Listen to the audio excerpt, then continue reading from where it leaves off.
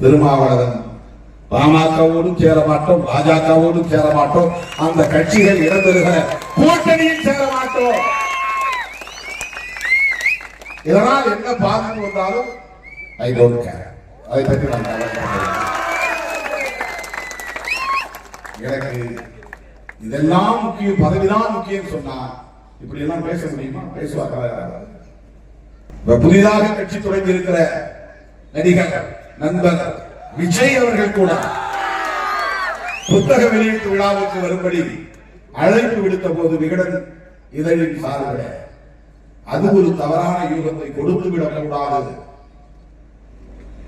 நாம் இருக்கிற அணியில் தொடர வேண்டும், அப்படி ஒரு குழப்பத்தை ஏற்படுத்தி விடக்கூடாது, அதன் மூலம் நாம் இருக்கிற அணி பலவீனப்பட்டால் பாரதிய ஜனதாவுக்கு சாதகமாக அரசியல் சூழல் மாறிவிடும் என்பதையெல்லாம் யூகித்து அந்த விழாவை புறக்கணித்தவர் திருமாவளவன்.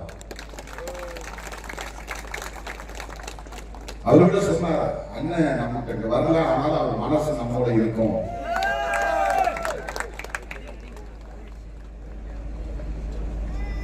நாங்க நினைச்சிருந்தா இல்ல, எங்களுக்கு விஜயோட போறது கூட கதவு திறந்திருக்கு அப்படின்னு சொல்லலாம். அந்த கதவையும் நான் மூடினேன்.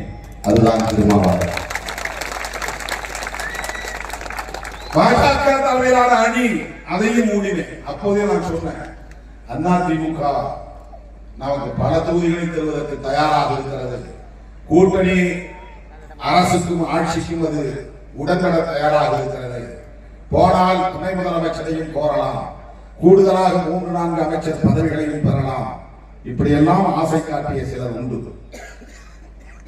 நீங்கள் நினைக்கிற சராசரி அரசியல்வாதி அல்ல திருமாவளவன் என்பதை பல சந்தர்ப்பங்களில் நான் உறுதிப்படுத்தியிருக்கிறேன்.